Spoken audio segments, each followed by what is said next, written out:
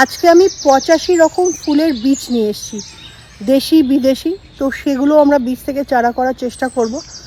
এটা কিভাবে বসাবো না বসাবো তার সমস্ত ইনফরমেশন এখানে দেওয়া রয়েছে।